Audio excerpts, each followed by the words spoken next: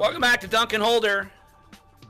Joining us on the show, Thomas Morstead, Saints punter.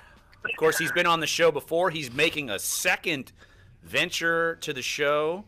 I warn him every time that be careful what you're jumping into. So, Thomas, I'm giving you a warning, man. Don't just be careful with Jeff and me. You know, we're both lunatics. All good. I've got a full head of hair these days, so I've got an advantage over you. I mean, first off the bat, that's the jab where Thomas is going to rip me for having no hair. I deserve it. I deserve it. But first off, I think you look good, dude. I know. People are so upset that I don't look as stupid as they thought. So maybe it was just my ploy. It was the ploy the whole time. But Thomas, how are you? Kids jumping on your chest, or are you having to say, look, kiddos, you can't do it. Daddy's hurting. Yeah, we've had to set a few rules since I come back home, but I'm doing okay. I'm just kind of dealing with this. It's probably be another week of being in kind of constant discomfort, and then but I'll be fine. I don't need any surgery for it, so I'll be fine. Well, Tom, can you kind of tell us what the last 2 days have been like with this kind of viral campaign that has taken off with your foundation? I mean, it's really a remarkable story, and kind of I think validates our faith in humanity. I mean, these are Vikings fans, Minnesota fans for the most part, that have taken this cause, and really something born out of a negative thing. You all lost a game, you had an injury, and it's turned into this really feel-good story that has kind of taken the city by storm. Yeah, I mean, it's a very unique situation that's happened, and I think it's on a personal level, it's helped me cope a little better with the season ending because I've had something kind of positive to be focused on. When the season ends the way it did, it's just kind of a devastating feeling, and you just don't know when you don't know when the season's ending, but you're hoping you're going to go all the way, and so whenever it does end, and especially the way it ended for us. It's very hard to deal with. Not only is the season over, but the team will never be the same as it was. Guys will be traded, cut, released. They'll move on in free agency to other teams. We'll have new draft picks. We'll have new free agent signings. It's just kind of the last time the team will all be together. And it's sad because you invest so much of your time and energies, and everybody cares about everybody else when you have a good team like we did. And it's kind of sad that collection of guys will never be the same. So, Thomas Morstead, Saints punter, joining us right here on Dunk and Holder. And look, you reflect on it.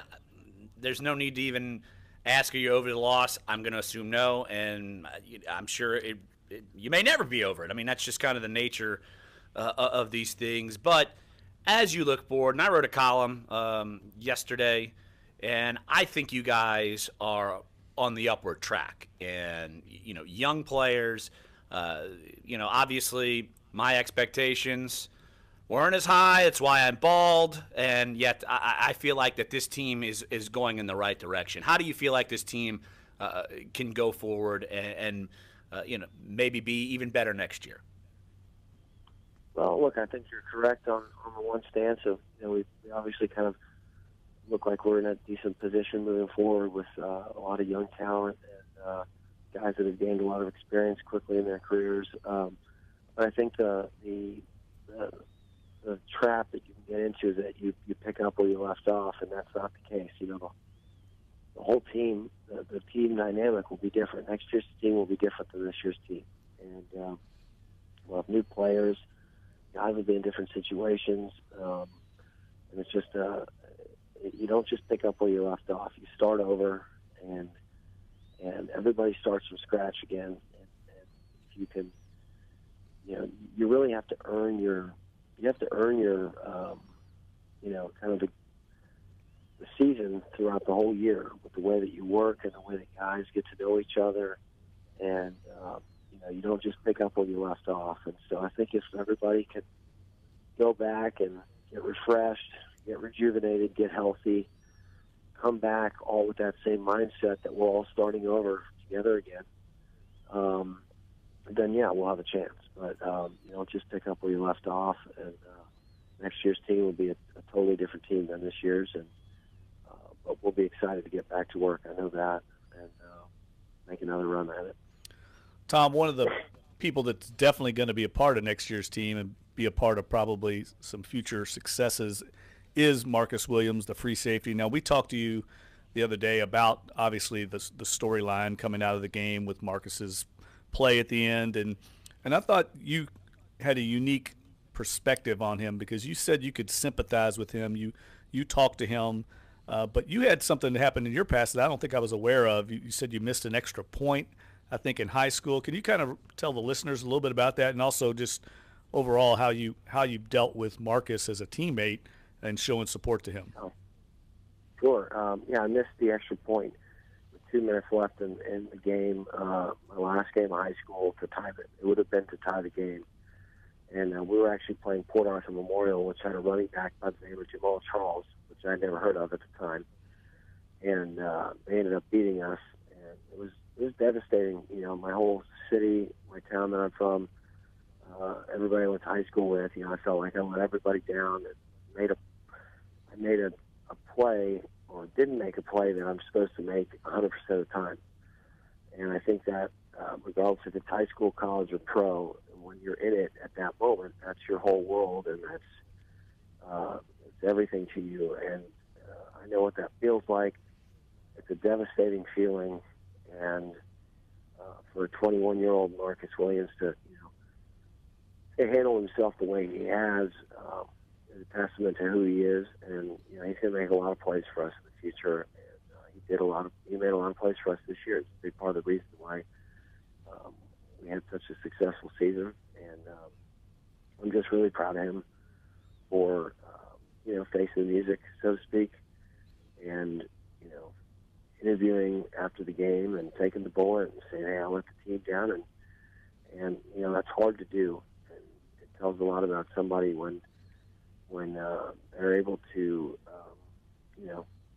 look in the mirror or put themselves out there in front of everybody. And I'm just really proud of him. Thomas, you look at the swelling of support locally and even outside of the New Orleans area, just to kind of embrace him. And a lot of times in sports that doesn't happen. Sometimes the guy could be vilified. How much do you feel that the way that locally and the support around, even if they don't know the guy, like I literally got a letter. Someone wanted me to give him a letter. They emailed it to me this morning. Any way you can get this to Marcus Williams? I live in South Carolina. I want this to reach him. How much do you feel like that's going to help him going forward? Look, I think it's always nice to receive letters of encouragement, but dealing with negative side of things too can really propel people. So whether they're encouraging letters or hateful letters, not that I'm encouraging that, but some people are made of something different, and I think Marcus is the type of guy that's got an internal fortitude that's stronger than most. And I just think, regardless of what factors are pushed on him, whether they're positive or negative, I think he's going to handle things the right way. And I just think he's built for it, and he's going to make a lot of plays for us in the future. Tom, you got a lot of attention for after the game coming back out for that extra point, which is a weird, bizarre scene. I don't think I've ever seen anything like that in all the years I've covered the NFL. I mean, players on the Vikings were conducting media interviews. They had their pads off. And you guys have to traipse back out there to conduct this kind of perfunctory extra point.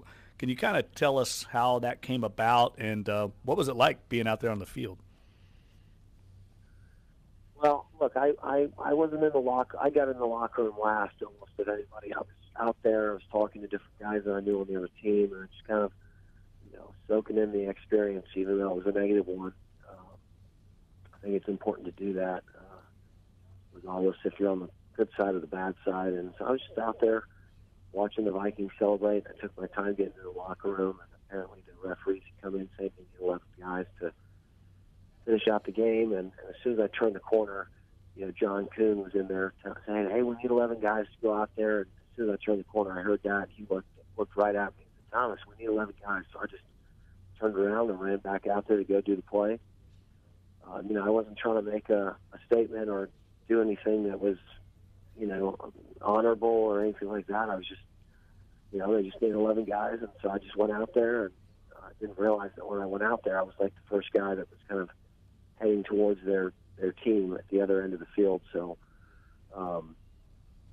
I just kind of was trotting out there. I know Case Keenum a little bit, and he just said, "Hey, Thomas, we're going to kneel in." I said, "I hope so, because I'm going to get crushed by your lineman if you don't." And so we just lined up across from him, and that was that. And it's just something that had to be done to finish the game, and that's all it was. And Thomas, now we move forward, and this, again, ground swelling of support from Vikings fans who appreciated what you did, and now I see you're up north of $150,000, and you've got some plans to kind of give back. What are your plans to use that money for your foundation?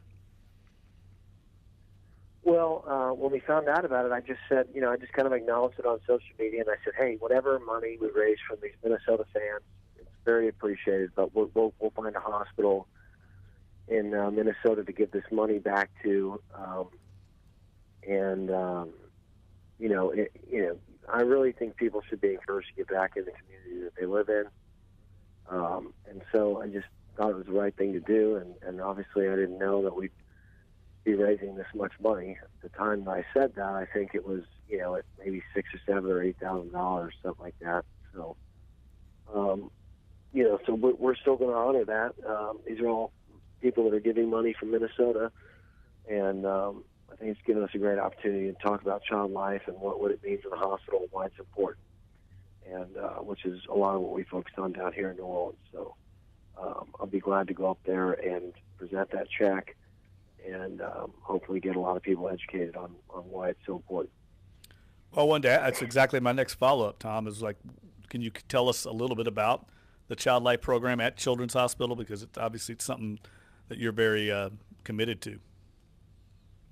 Yeah, so we've committed to doing that here at all the hospitals here in New Orleans, and then hopefully moving more regionally and throughout Louisiana and Mississippi. But Child Life is, everybody knows that you go to the hospital to get medical care, physically to get fixed.